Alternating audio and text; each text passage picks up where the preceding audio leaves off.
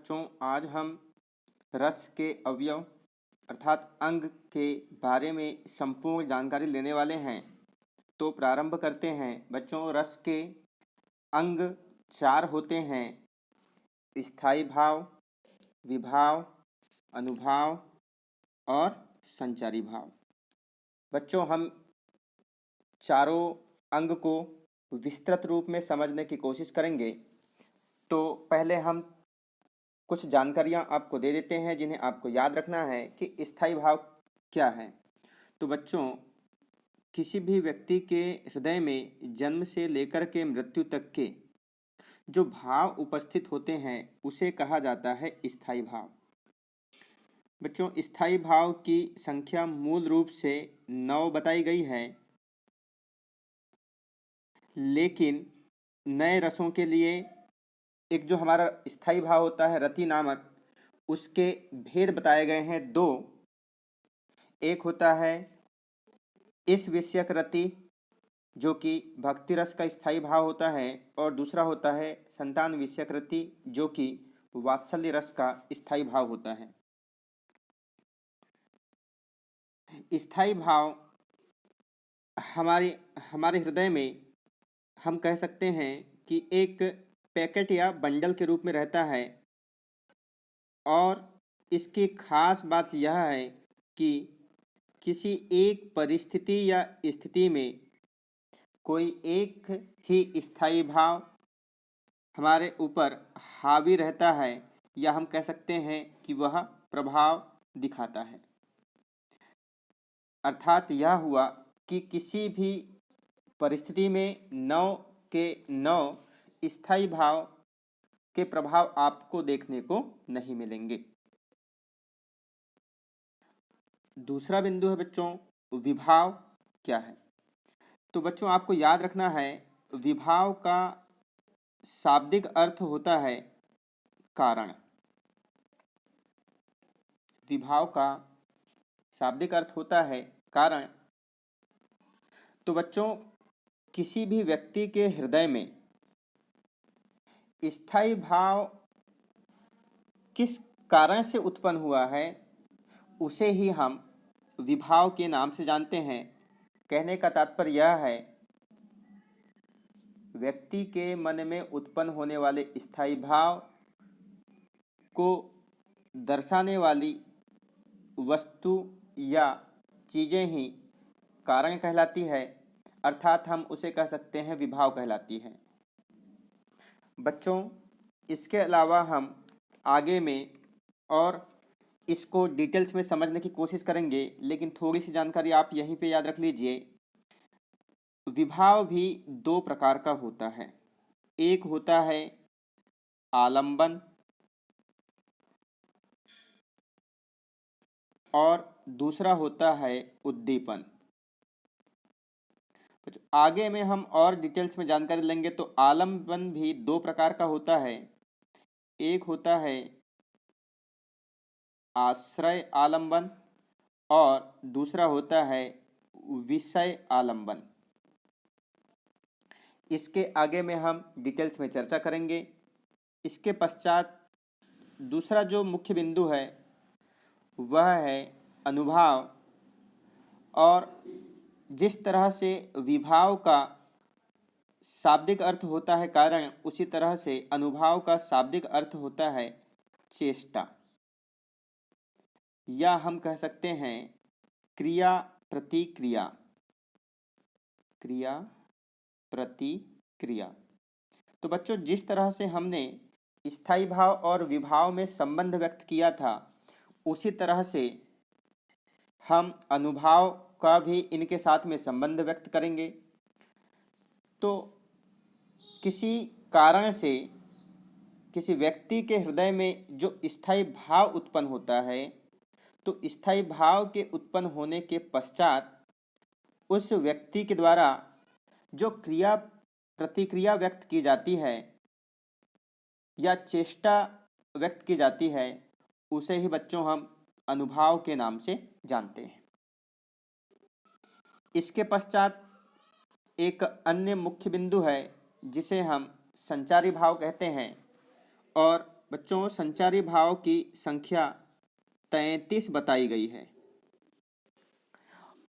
अगर हम संचारी भाव और स्थायी भाव की तुलना करें तो जिस तरह से स्थायी भाव की संख्या 9 बताई गई थी और हमने यह देखा है कि किसी एक स्थिति या परिस्थिति में एक ही स्थायी भाव हमारे ऊपर हावी रहता है या प्रभाव दिखाता है, लेकिन उसके विपरीत जो संचारी भाव होता है, संचारी भाव एक परिस्थिति या एक स्थिति में एक से अधिक भी एक साथ उपस्थित हो सकते हैं। बच्चों अब हम आगे चलते हैं और इनकी परिभाषाओं को पूर्ण रूप से समझने की कोशिश करेंगे, लेकिन पहले हम एक उदाहरण के रूप में समझने की कोशिश करेंगे कि किसी कथन में कौन सा स्थायी भाव होगा, कौन विभाव होगा, कौन अनुभाव होगा और कौन संचारी भाव होगा। मान लीजिए आपको यह खबर मिलती है, मान लीजिए आपको एक खबर मिलती है कि आपको एक खबर मिली और यह पता चला कि किसी जगह पर एक कार्यक्रम का आयोजन किया गया है जहां पर बहुत बड़े मंत्री जी आने वाले हैं, लेकिन मंत्री जी कौन है इसकी जानकारी आपको अभी नहीं है। इसके पश्चात आप जब जाते हैं तो आपको मंत्री के रूप में मोदी जी दिखाई देते हैं, आपको मंत्री के रूप में मोदी जी दिखाई देते हैं और आप मोदी जी को देख करके आपके हृदय में जो खुशहाली उत्पन्न होती है या हम कह सकते हैं मोदी जी के प्रति आपका प्रेम भाव उत्पन्न हो जाता है, अर्थात हम कह सकते हैं कि आपके हृदय में रति नामक स्थायी भाव उत्पन्न हुआ।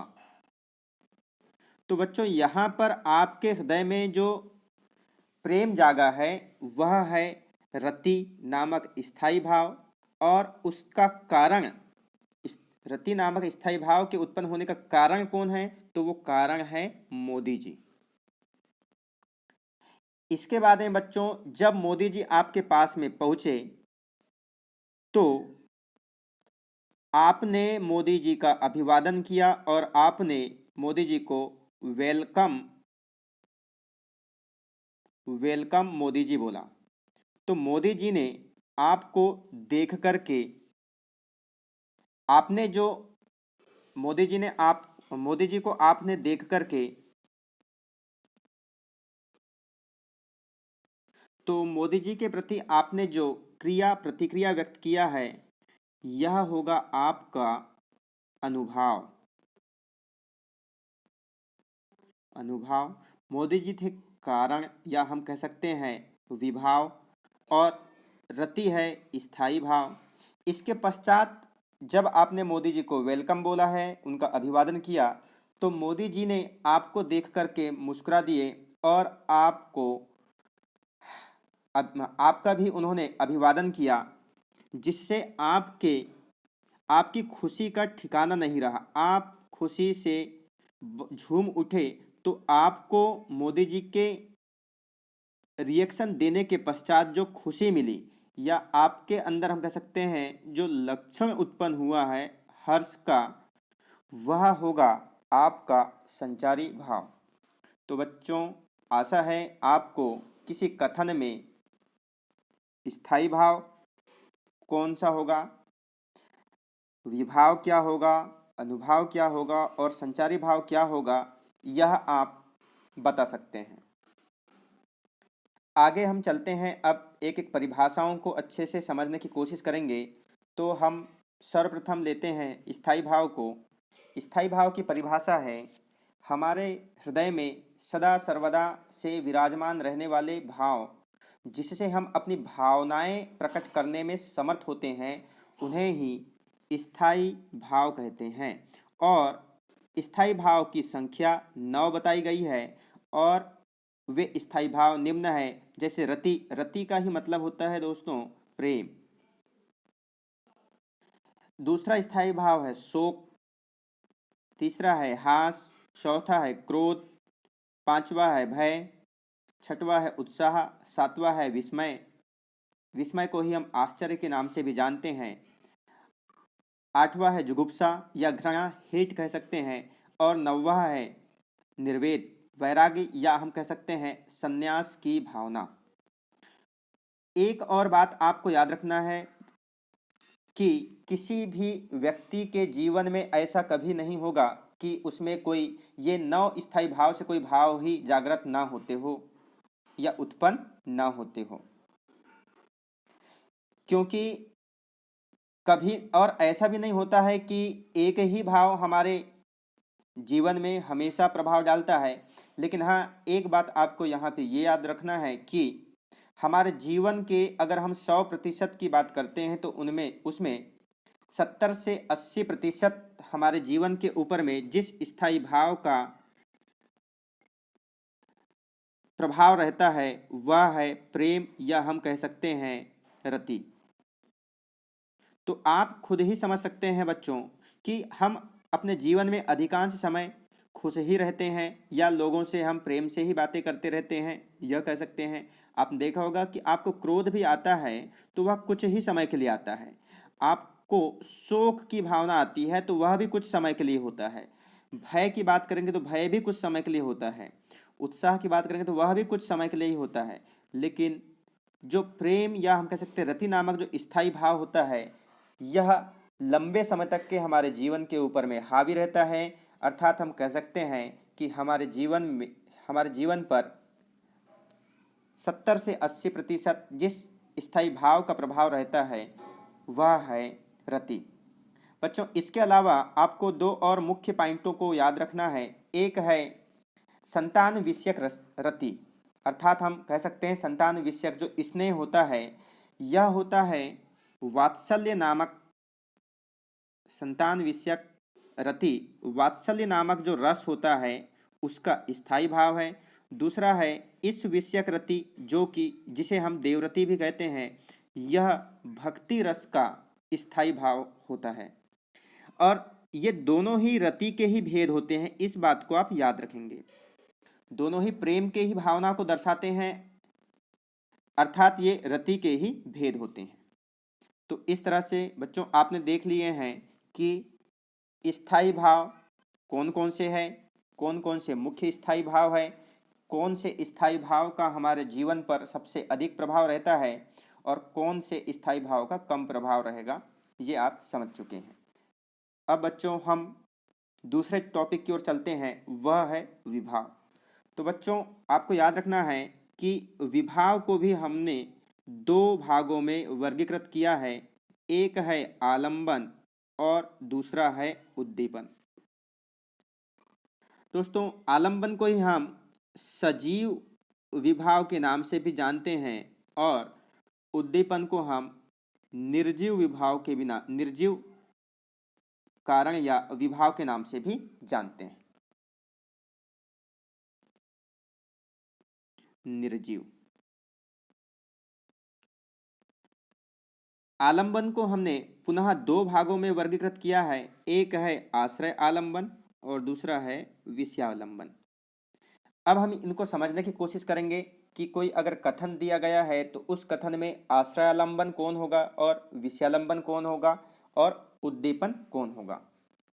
तो जिसके हृदय में भाव उत्पन्न होता है, अगर हम किसी घटना की बात करते हैं और उस घटना में जिसके हृदय में भाव उत्पन्न हो रहा है, उदाहरण के रूप में अगर हम लेना चाहे, अगर आपने श्रृंगार रस लिया है तो श्रृंगार रस में मान लीजिए नायक और नायिका है, तो अगर नायिका के लिए नायक के मन में कोई भाव उत्पन्न हो रहा है तो जो नायक होगा वह होगा आश्रय आलंबन, या नायक के लिए नायिका के मन में कोई भाव उत्पन्न हो रहा है तो यहाँ पर नायिका होगी आश्रय आलंबन।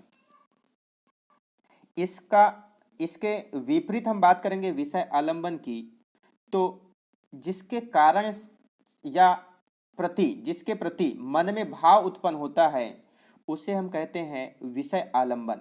जैसे कि हमने अभी देखा है नायक, यहाँ पर मान लीजिए हमने आश्रय आलंबन माने थे नायक को कि नायक के मन में कोई भाव उत्पन्न हुआ है, स्थायी भाव उत्पन्न हुआ और उसका कारण है मान लीजिए नायिका, तो नायिका हो कारण या नायिका के प्रति नायक के मन में कोई भाव उत्पन्न हुआ है तो नायिका होगी विषयालंबन और नायक होगा यहाँ पर आश्रय आलंबन।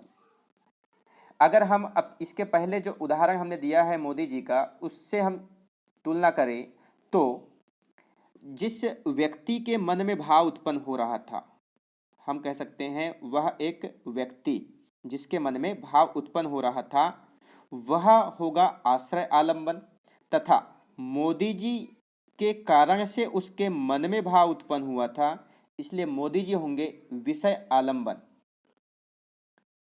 तो उम्मीद है दोस्तों आपको आश्रय आलंबन और विषय आलंबन दोनों बातें समझ में आ गई होगी। अब हम आगे चलते हैं, इसी विभाव का दूसरा निर्जीव भाग जो है जिसे हम उद्दीपन के नाम से जानते हैं उसे समझने की कोशिश करेंगे।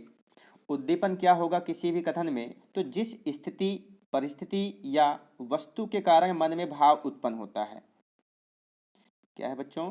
जिस स्थिति परिस्थिति या वस्तु के कारण मन में भाव उत्पन्न हुआ हो तो उसे हम कहते हैं उद्दीपन।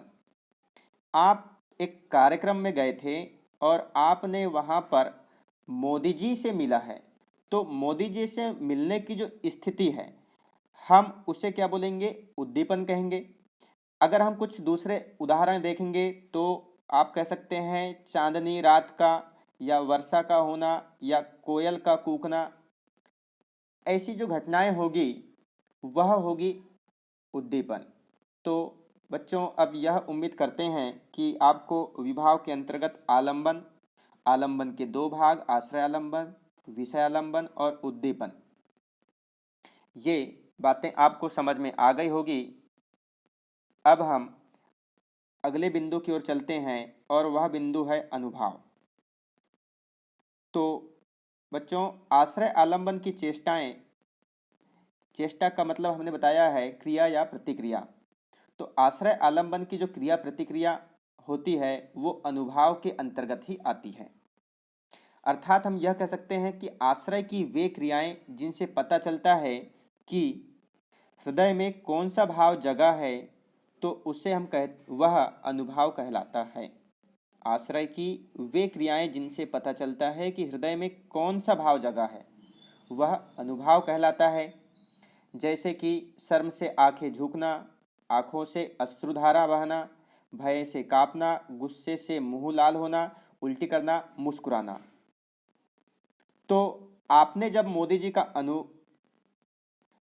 जी का स्वागत किया था तो मोदी जी ने आपको देख करके जो मुस्कुराने की क्रिया या प्रतिक्रिया दिए थे, तो मोदी जी का मुस्कुराना क्या हो जाएगा बच्चों? यहाँ पे अनुभाव को दर्शाता है। इसके पश्चात में बच्चों हम आगे की ओर चलते हैं। अब हम दूसरे बिंदु को समझने की कोशिश करेंगे, वह है इसी में हम कुछ और बिंदु को समझने की कोशिश करेंगे कि अनुभाव के चार भेद होते हैं। एक होता है कायिक अनुभाव, दूसरा होता है वाचिक अनुभाव, एक होता है आहार्य अनुभाव और एक होता है सात्विक अनुभाव। बच्चों ये 9वीं 10वीं 11वीं और 12वीं के हिसाब से ज़्यादा है, लेकिन आपको ये याद रखना है जिससे कि आप आगे भी पढ़ाई करेंगे तो आपको कंपटीशन एग्जाम में ज़्यादा परेशानी ना हो। इनसे संबंधित अक्सर आपको प्रश्न देखने को मिलते हैं। अनुभाव के चार भेद होते हैं, एक होता है कायिक अनुभाव, वाचिक अनुभाव, आहार्य अनुभाव, सात्विक अनुभाव। तो कायिक अनुभाव का तात्पर्य होता है बच्चों शरीर के अंगों द्वारा उत्पन्न चेष्टाएं। तो बच्चों हम कह सकते हैं मोदी जी जब पहुंचे तो उन्होंने अपने हाथ के द्वारा आपका जो अभिवादन किया है वह अपने, हम कह सकते हैं अपने अंगों से उन्होंने आपके प्रति कुछ क्रिया प्रतिक्रिया व्यक्त किए हैं, तो यह होगा बच्चों कायिक अनुभाव। दूसरा बिंदु है बच्चों वाचिक अनुभाव। अगर मोदी जी कुछ बोल करके आपका अभिवादन करते हैं तो वह होगा बच्चों वाणी के द्वारा उत्पन्न चेष्टाएं या वाणी के द्वारा उत्पन्न क्रिया प्रतिक्रिया। तो हम ये कह सकते हैं शरीर के अंगों के द्वारा जो क्रिया प्रतिक्रिया दी जाती है उसे हम कायिक अनुभाव कहते हैं। बोल करके या वाणी के द्वारा जो क्रिया प्रतिक्रिया दी जाती है उसे वाचिक अनुभाव कहते हैं। तीसरा है बच्चों आहार्य अनुभाव, जिसे हम कहते हैं वेशभूषा के द्वारा उत्पन्न क्रिया प्रतिक्रिया या चेष्टाएं। तो बच्चों जैसे आप किसी कार्यक्रम में गए होंगे और वहाँ आपने कार्टून्स को देखा है, वो कार्टून्स अपने वेशभूषा से आपके प्रतिक्रिया देते हैं, तो उसे हम कहेंगे आहार्य अनुभाव। अगला है बच्चों सात्विक अनुभाव, और सात्विक अनुभाव का तात्पर्य है सत्व के योग से उत्पन्न क्रिया प्रतिक्रिया जिस पर हमारा वश नहीं होता है। तो बच्चों यह एक ही ऐसा अनुभाव है जिसके ऊपर हमारा वश नहीं होता है, और वह है सात्विक अनुभाव। जैसे कि कंपन होना, अश्रु आना, ये जो क्रियाएं होती है सात्विक अनुभाव के अंतर्गत आती है और इनके ऊपर हमारा कोई भी वश नहीं होता है। अगले बिंदु की ओर चलते हैं बच्चों, और वह है संचारी भाव। बच्चों इसमें एक पहला ही प्रश्न बन जाता है कि संचारी भाव को किस अन्य नाम से जाना जाता है, और किस अन्य नाम से जाना जाता है, तो वह है व्यभिचारी भाव। संचारी भाव का ही दूसरा नाम होता है व्यभिचारी भाव, और हमने यह बताया है कि संचारी भाव की संख्या 33 बताई गई है, और किसी भी व्यक्ति के अंदर एक स्थिति में एक से अधिक स्थायी भाव उपस्थित हो सकते हैं। तो बच्चों इसकी परिभाषा है मन में संचरण। जैसे संचारी भाव लिखा है बच्चों, जैसे संचारी भाव लिखा है बच्चों, तो यहाँ संचार का मतलब होता है संचरण करने वाले भाव। मन में संचरण करने वाले भाव अर्थात आने जाने वाले भाव जो स्थायी भाव की पुष्टि भी करते हैं, उन्हें संचारी भाव कहते हैं। और इनकी कुल संख्या 33 बताई गई है बच्चों, और इनमें सभी संचारी भावों को याद रखना वैसे उतना आवश्यक नहीं है, इसलिए आपको कुछ नामों को ही याद रख लेना। जैसे कि संचारी भाव की बात आती है तो उसमें आता है हर्ष, फिर आता है उसमें विषाद, उसमें आता है त्रास, लज्जा, ग्लानि कह सकते हैं, ग्लानि, और चिंता, इसी तरह से आप कह सकते हैं। और मोह होता है, मोह, या हम और कह सकते हैं गर्व होता है, और आप कह सकते हैं उत्सुकता। तो बच्चों इस तरह से उत्सुकता 33 संचारी भाव होते हैं, जो आपको याद रखना उतना आवश्यक नहीं है। तो अब हम इस बिंदु को या इस टॉपिक को यहीं पे समाप्त करते हैं कि रस के अवयव या अंग कितने होते हैं, और इनके बारे में हमने संपूर्ण जानकारी ले लिया है। आशा करते हैं आपको अच्छे से समझ में आया होगा, और आप इस वीडियो को लाइक शेयर करें यदि आपको वीडियो पसंद आया होगा तो। धन्यवाद।